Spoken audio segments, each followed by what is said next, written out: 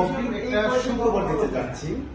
যারা বাংলাদেশ থেকে ইরাকে যাওয়ার স্বপ্ন সেই 2018 সালের বিগত দিনে যারা কর্পোরেটে ইরাক যাওয়ার সুযোগ ছিল, যারা ইরাকে গেছে, সেই 24 সালে কর্পোরেটে ইরাক যাওয়ার সুবর্ণ সুযোগ আসছে।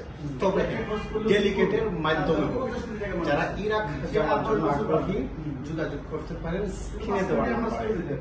কারণ এই মাত্র মিটিং এর মাধ্যমে ইরাক যাওয়ার সেই সুযোগ আসছে। যারা ইরাক যাওয়ার জন্য আগ্রহী অল্প টাকায় স্বল্প সময়ে ডেলিগেটের মাধ্যমে ইরাক যাবে, তারা আমাদের সাথে যোগাযোগ করতে পারে। আরেকটা দেশ যুক্ত করছে, সেটা হচ্ছে পূর্ব তিমুর। পূর্ব তিমুরে বাংলাদেশ থেকে শ্রমিক নেবে। পূর্ব তিমুরটা কোথায় অবস্থিত? সেটা হচ্ছে ইন্দোনেশিয়া একটা পাশে এবং অস্ট্রেলিয়া সাগরের পাড়ে হচ্ছে ইন্দোনেশিয়া। সেটা কোনাক স্টেশনে সাইটে হবে এবং তাহলে দেরি কেন?